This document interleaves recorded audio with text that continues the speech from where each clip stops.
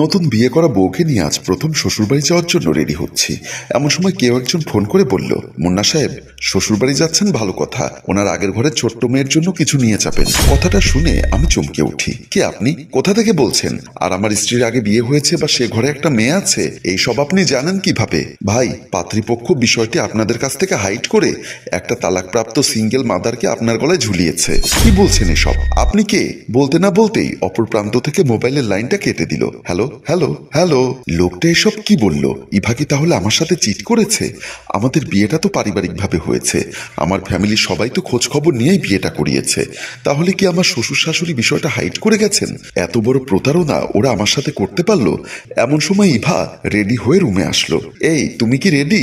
এর মধ্যে বাবা এবং ছোট বোন কয়েকবার কল দিয়েছে, বলেছে দুপুরে খাবার ওখানে গিয়ে খাওয়ার জন্য। আমি না গেলে হয় না? এমন কথা শুনে ইভা কিছুটা অবাক হয়ে গেল। বিয়ের পর এই প্রথম বাপের বাড়ি যাচ্ছি, সবাই জানে আমার সাথে তুমি যাচ্ছ। এখন গিয়ে যদি বলি তোমাদের জামাই আসেনি, তাহলে বিষয়টি কেমন দেখায় বলো তো? কিচ্ছু হবে না, তবে আমার এখন যেতে মন চাচ্ছে না বলেই আমি পায়ের জুতা খুলে খাটের উপর শুয়ে পড়লাম। আমার এমন আচরণে ইভা মনে কষ্ট পেল। যে মানুষটা একটু আগেও তার সাথে যাওয়ার জন্য উদ্গ্রীব হয়েছিল, সেই মানুষটা হঠাৎ করে যাবে না বলাতেই তার মনে খটকা লাগলো। তাই সে আমার মায়ের রুমের দিকে চলে গেল। ইভাকে মায়ের রুমে ঢুকতে দেখে মা বলল, বৌমা তোমরা এখনো রওনা হওনি? কিভাবে যাবো মা? আপনার ছেলে হঠাৎ করে বেঁকে বসেছে, সে নাকি আমার সাথে আমার বাপের বাড়ি যাবে না। ও মা, এটা কোন ধরনের কথা? বিয়ের পর প্রথম শ্বশুর বাড়ি যাবে, এখানে বেঁকে বসার কি আছে? আমি জানি না মা, আপনি গিয়ে আপনার ছেলেকে জিজ্ঞাসা করুন। আমার মা খাট থেকে নেমে ইভাকে সাথে নিয়ে আমার রুমের দিকে আসলেন। মাকে এবং ইভাকে আমার রুমে ঢুকতে দেখে আমি শোয়া থেকে উঠে বসলাম। কিরে বাবা, তুই নাকি এখন শ্বশুর বাড়ি যেতে চাচ্ছিস না? না মা, আমার যেতে ইচ্ছা করছে না। সে কি করে হয়? বিয়ের পর প্রথম শ্বশুর বাড়ি যাচ্ছিস, আর তাছাড়া সকালবেলায় তোর শ্বশুর ফোন করাতে আমি বলেছি তোকে আর বউকে পাঠাবো। এখন তুই না গেলে তো শ্বশুরের কাছে আমি ছোট হয়ে যাব। এমনিতেই অপরিচিত লোকটার মোবাইলে আমার মনটা ভালো নেই, তার উপর মায়ের এমন চাপাচাপিতে আর না গিয়ে পারলাম না। শেষ পর্যন্ত পায়ের জুতোটা আবার পরে ইভাকে নিয়ে ওর বাপের বাড়ি যাওয়ার জন্য বের হয়ে গেলাম। শ্বশুর বাড়ির দরজার সামনে এসে কলিং বেল টিপতেই ইভার ছোট বোন রেশমি দরজা খুলে দিলেন। আমাকে দেখে বলল, বাবা দেখো, দুলাভাই আর আপু চলে এসেছে। তারপর রোশনি ইভাকে জড়িয়ে ধরলো। এমন সময় লক্ষ্য করলাম আমার শ্বশুর দরজার সামনে এসে বলল, মারে আসতে কোনো সমস্যা হয়নি তো? না বাবা, কোনো সমস্যা হয়নি, আর তাছাড়া আমরা তো আমাদের নিজেদের গাড়ি নিয়ে এসেছি বলে ইভা আমার শ্বশুরকে সালাম করতে লাগলো। আমি পাশে দাঁড়িয়ে থাকা আমার একমাত্র শালিকা রোশনির হাতে মিষ্টির প্যাকেটগুলো দিয়ে আমার শ্বশুরকে সালাম না করে ভেতরে ঢুকে গেলাম। যে মানুষ আমার সাথে এত বড় চিট করেছে তাকে সালাম করতে আমার বিবেকে বাঁধলো। আমার এমন আচরণে ইভা এবং আমার শ্বশুর কিছুটা অবাক হলো। বিয়ের পরেই প্রথম শ্বশুর বাড়িতে এসে শ্বশুরকে সালাম না করে এক রকমের অ্যাভয়েড করে ঢুকে গেলাম। পরিস্থিতি সামাল দিতে আমার শ্বশুর বলল, তোদের ড্রাইভার কই? তাকে নিয়ে এলি না কেন? ও আমাদেরকে নামিয়ে দিয়ে চলে গেছে। রোশনি, জামাইকে নাস্তা পানি দে, আমি একটু জোহরের নামাজটা আদায় করে আসি বলেই বাবা চলে গেলেন। শ্বশুরকে সালাম না করার বিষয়টি ইভা মাইন্ডে নিল, তাই সে আমার রুমের দিকে আসলো। আমি জুতো না খুলে খাটের উপর শুয়ে আছি, কারণ আমার মাথায় ঘুরপাক খাচ্ছে অপরিচিত লোকটার মোবাইল কল, আর মনে মনে সেই বাচ্চাটাকে খুঁজছি। এমন সময় দেখলাম ইভা এসে বলল, মুন্না এটা তুমি কি করলে? কি করলাম? শুনেছি মাস্টার্স কমপ্লিট করেছো, ন্যূনতম আদব কায়দা কি তোমাকে আমার শ্বশুর শাশুড়ি কেউ শেখায়নি? দেখো, এই প্রথম তোমাদের বাড়িতে বেড়াতে এসেছি, সুতরাং কোনো সিন ক্রিয়েট হোক সেটা আমি চাই না। সিন ক্রিয়েট তো তুমি করছো। নতুন জামাই প্রথম শ্বশুর বাড়িতে আসলে শ্বশুর শাশুড়িকে সালাম করতে হয়, তুমি আমার বাবাকে সালাম করোনি কেন? সম্মানের বিষয়টা মন থেকে আসতে হয়। আমার বাবাকে তোমার কাছে এতটুকু সম্মান আশা করতে পারে না? সম্মানের যোগ্য হলে অবশ্যই সম্মান করব। মুন্না, আমার বাবা কিন্তু তোমার শ্বশুর। এমন সময় দেখলাম একটা বাচ্চা মেয়ে আম্মু আম্মু ডেকে ইভাকে জড়িয়ে ধরলো। ইভাও মেয়েটাকে কোলে নিয়ে দুগালে চুমু খেতে লাগলো। আমার সন্দেহ পুরোপুরি সত্যি হয়ে গেল, অপরিচিত লোকটি তাহলে মিথ্যা বলেনি। মেয়েটাকে আদর করতে করতে ইভা বলল, মাকে ছাড়া এতদিন কিভাবে ছিলি? আমি তোর জন্য অনেকগুলো চকলেট এনেছি, চল তোকে দিব। তারপর আমার দিকে তাকিয়ে বলল, বাবা কিন্তু বিষয়টা মাইন্ড করেছে, যা হবার হয়ে গেছে। বাবা নামাজ পড়ে আসলে বাবাকে পায়ে ধরে সালাম করবে, আর আমি বলবো তুমি শারীরিকভাবে অসুস্থ, তাই হয়তোবা ওনাকে সালাম করতে ভুলে গেছো। বলেই ইভা বাচ্চা মেয়েটিকে আদর করতে করতে চলে গেল। খাবার টেবিলে আমার শ্বশুর এবং আমার শালিকা বসে আছে। ইভা খাবার টেবিলে যাওয়ার সাথে সাথে আমার শ্বশুর জিজ্ঞাসা করলো, জামাই কি খেয়েছে? আমার শালিকা রোশনি বলল, না এখনো খাইনি। কিরে মা, তুই একা? জামাইকে নিয়ে আসলি না কেন? আমি তো মনে করেছিলাম ও ডাইনিং টেবিলে এসেছে। আমার শ্বশুর বলল, জার্নি করে এসেছে, হয়তোবা ঘুমিয়ে গেছে। যা রোশনি, জামাইকে ডেকে নিয়ে আয়। আমার শালিকা রোশনি আমাকে ডাকার জন্য আমার রুমের দিকে আসলো। আমি তখনও জুতা পায়ে খাটের উপর শুয়ে আছি। রোশনি এসে বলল, দুলা ভাই, আমাদের এখানে হাত পা ধোয়ার ব্যবস্থা আছে, আপনি আসার পর থেকে এখনো ফ্রেশ হননি কেন? আমি শালিকার দিকে এক নজর চেয়ে মুখটা ঘুরিয়ে নিয়ে বললাম, আমার ভালো লাগছে না। বাবা ডাইনিং টেবিলে বসে আছে, আপনাকে লাঞ্চ করতে ডাকছে, বলে দাও আমার ক্ষুধা নেই। দুলাভাই, আপনি কি আমাদের এখানে খাবেন না বলে শপথ করেছেন, নাকি বাড়ি থেকে পেট ভরে খেয়ে এসেছেন? আহা রোশনি, আমাকে বিরক্ত করো না তো, এখন যাও, আমার ক্ষুধা পেলে আমি খেয়ে নিব। আমার এমন রুডো আচরণ দেখে রোশনি চলে গেল। রোশনিকে ডাইনিং রুমে একা আসতে দেখে আমার শ্বশুর জিজ্ঞাসা করলো, কিরে জামাই আসছে না?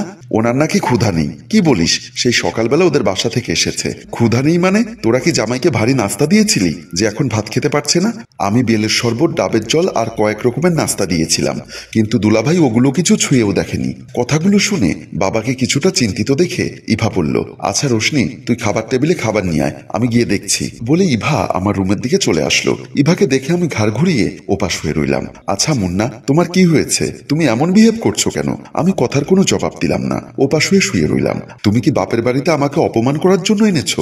ইভার এমন কথা শুনে আমি এবার ওর দিকে ফিরে বললাম, আমি তো আসতে চাইনি, তুমি আমাকে জোর করে এনেছো। তুমি কি আমার কোনো ব্যবহারে কষ্ট পেয়েছো? ওসব বলার সময় এখন নেই। তোমার ক্ষুধা পেলে তুমি খেয়ে এসো, আমি খাবো না। তারপর ইভা অনেক জোরাজুরি করার পরও আমি আর খেতে গেলাম না। ইভা নানাভাবে অনেক আকুতি মিনতি করলো, কিন্তু কিছুতেই আমার মন গলাতে পারেনি। শেষ পর্যন্ত সে নিরুপায় হয়ে চলে গেল। এবারও ইভাকে একা আসতে দেখে আমার শ্বশুর জিজ্ঞাসা করলো, কিরে মা, জামাইয়ের কি সমস্যা? খেতে আসছে না কেন? তার নাকি এখন ক্ষুধা নেই, ক্ষুধা লাগলে এসে খেয়ে যাবে। এটা একটা কথা হলো? আজ প্রথম শ্বশুর বাড়িতে এসেছে, কত আশা করেছি জামাইকে নিয়ে একসাথে বসে খাবো। আচ্ছা তোরা একটু ওয়েট কর, আমি গিয়ে দেখি। বলে শেষ পর্যন্ত আমার শ্বশুর আসলো। আমি কল্পনাও করতে পারিনি আমার শ্বশুর আসবে। আমার শ্বশুর রুমে ঢুকে যখন দেখলো আমি জুতা পায়ে খাটের উপর শুয়ে আছি, তখন আমার শ্বশুর কিছুটা অবাক হলো। হাজার হোক, মুরব্বী মানুষ, মাথার চুলগুলো তো আর বাতাসে পাকেনি। উনি কিছুটা অনুমান করতে পারলো। আমিও শ্বশুরকে দেখে আর অতটা অভদ্র হতে পারলাম না। মনের কষ্ট মনে চেপে শোয়া থেকে উঠে দাঁড়ালাম। কি বাবা, কোনো সমস্যা? না, শরীর খারাপ লাগছে। আচ্ছা বাবা, বিকালে ডাক্তারকে আসতে বলবো, এখন খেতে চলো। সবাইকে উপেক্ষা করলেও শ্বশুরকে অ্যাভয়েড করতে পারলাম না। শেষ পর্যন্ত নিরুপায় হয়ে লাঞ্চ করতে গেলাম। বিকালবেলা আমার শ্বশুর যখন ড্রয়িং রুমে বসে পেপার পড়ছিল, তখন আমার স্ত্রী আমার শ্বশুরের জন্য এক কাপ চা নিয়ে গেল। ইভা যখন চায়ের কাপটা বাবার টি টেবিলের সামনে রেখে চলে আসছিল, তখন আমার শ্বশুর ডাক দিয়ে বলল, একটু বসতো মা, তোর সাথে কিছু জরুরি কথা আছে। ইভা পাশের সোফায় বসে বলল, কিছু বলবে বাবা? জামাই কি তোর উপর কোনো বিষয় নিয়ে মনক্ষুণ্ণ? এ কদিন ভালোই ছিল, সকালবেলা ঘুম থেকে উঠেই নিজে নিজে বলছিল তাড়াতাড়ি রেডি হও, তোমাদের বাড়িতে যাব, জীবনে প্রথম শ্বশুর বাড়ি যাচ্ছি, অনেক আনন্দ করব। তাহলে জামাইয়ের আচরণ কেমন জানি আমার কাছে ভালো ঠেকছে না। কিন্তু রেডি হয়ে আসার একটু আগে থেকেই ওর আচরণ পাল্টে গেল। নাকি আমার কোনো ব্যবহারে জামাই এমন করছে? তোমার ব্যবহারে কেন এমন করবে?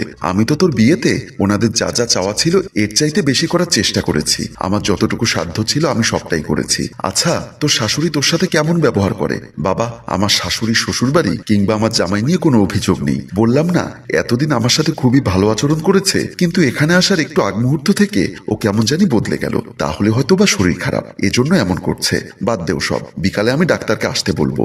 আর একটা কথা বলি কি মা, আগে ছিলি বাবার সংসারে, যেমন ইচ্ছা তেমন ভাবে চলতিস, এখন গিয়েছিস স্বামীর সংসারে, একটু দেখে শুনে চলিস। যাই, জামাইয়ের জন্য ডাক্তার নিয়ে আসি। বলেই বাবা চলে গেলেন। অনিচ্ছা সত্ত্বেও রাতে খাবার খেতে গেলাম। খাওয়া দাওয়া শেষ করে আবার রুমে এসে শুয়ে আছি।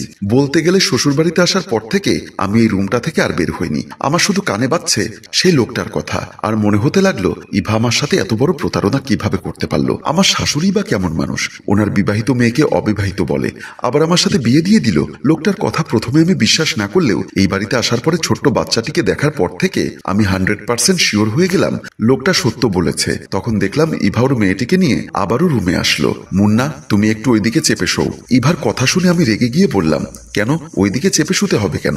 এতদিন পর মৃত্তিকা আমাকে পেয়েছে, সে আজ কিছুতেই তার খালামণির সাথে ঘুমোবে না, আমার সাথে ঘুমোবে বলে আবদার করেছে। আমি এবার কোনো কথা না বলে শোয়া থেকে উঠে একটা বালিশ নিয়ে রুম থেকে বের হয়ে যেতে চাইলাম। কি ব্যাপার মুন্না, তুমি কোথায় যাচ্ছ? এতদিন পর তুমি তোমার মেয়েকে পেয়েছো, তোমরা মা মেয়ে ঘুমো, আমি ড্রয়িং রুমে গিয়ে সোফার উপরে ঘুমোবো। তুমিও এখানে ঘুমোলে সমস্যা কি? আমি যদি ওই মেয়ের বাবা হতাম তাহলে আমি এখানেই ঘুমাতাম। যেহেতু মৃত্তিকা তোমার মেয়ে, তুমি ওকে নিয়ে ঘুমো।